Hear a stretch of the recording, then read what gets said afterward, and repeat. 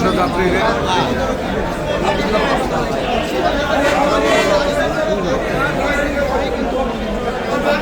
মানে বিষয়টা হচ্ছে কি, আগে যদি আপনি মাগুরা যেতেন তাহলে ঢাকা থেকে আপনাকে মাগুরা ভাড়া রাখতেন, কিন্তু ঈদের পর্যন্ত উনি তো ডাইরেক্ট চলে যান। এই জন্য ওনারা যে কাজটা করে সর্বশেষ যে পয়েন্ট, এই সর্বশেষ পয়েন্ট পর্যন্ত আপনাকে ভাড়া রাখতে হবে। আলমডাঙ্গা, আপনি চুয়াডাঙ্গা ঈদ করতে ঈদে ভাড়া বেশি নিচ্ছে, ভাড়া ঠিক আছে, এমনি করতে আমার টিকিট কাটেছিল না এখন। টিকিট কাটবেন না, ভালো বেশি নেই বাবা। আপনারা আপনি ভালো আছেন তো সবাই? তো সবসময় শোনেন, এই যে যাওয়ার সময় আমরা প্যাসেঞ্জাররা যারা আছি, আমরা প্যাসেঞ্জাররা মাঝে মাঝে যে কাজটা করি, আমরা ড্রাইভাররা বলি যে আরো জোরে চালাও না কেন, বলে যে ওই গাড়ি তো আগে চলে গেল, তুমি গাড়ি চালাতে পারো না, তোমারটা জোরে চালাও, এটা বলা যাবে না? না, এটা বলা যাবে।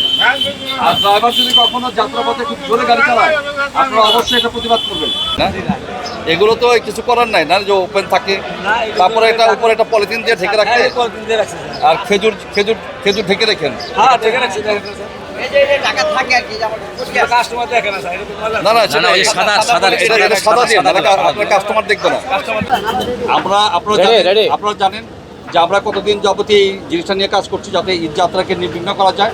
আমরা সকাল থেকে বিভিন্ন বাস স্ট্যান্ডগুলোতে গিয়েছি, আমরা বিভিন্ন যাত্রীর সঙ্গে কথা বলেছি, আমরা কাউন্টারে গিয়েছি। আমরা গিয়ে এখন পর্যন্ত পরিস্থিতি যেটা পেয়েছি আমাদের কাছে সন্তোষজনক মনে হয়েছে। তবে এখন পর্যন্ত মূল চাপটা শুরু হয়নি, কিছুক্ষণের মধ্যে কিন্তু অফিস যখন ছুটি হয়ে যাবে তখন আমাদের ভিড় বাড়বে এবং এটি মধ্যরাত পর্যন্ত গড়াবে। এবং সবচেয়ে বড় কথা হচ্ছে আগামীকালও এই জিনিসটা থাকবে।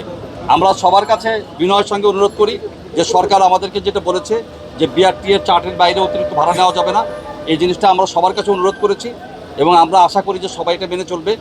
এবং কাউকে জরিমানা করা, কাউকে জেলে পাঠানো, এগুলি কিন্তু আমাদের উদ্দেশ্য না। আমাদেরকে একটা জিনিস মনে রাখতে হবে যে এটা একটা সম্মিলিত প্রচেষ্টা। আমরা যেমন কাজ করছি, আমাদের সঙ্গে যে সমস্ত শ্রমিক ভাই আছে তারাও কাজ করছেন, আমাদের সঙ্গে যে মালিকরা আছেন তারাও কাজ করছেন, একটি বাস চালক যে আছেন উনি অনেক গুরুত্বপূর্ণ দায়িত্ব পালন করেন।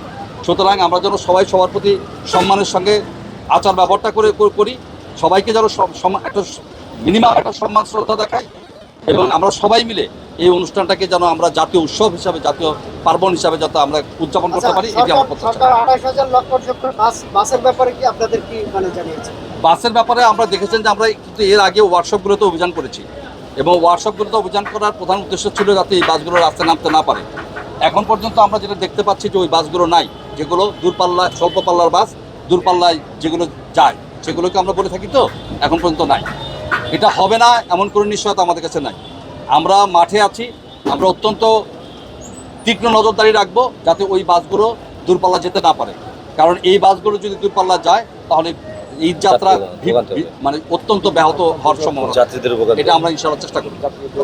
Thank you very much.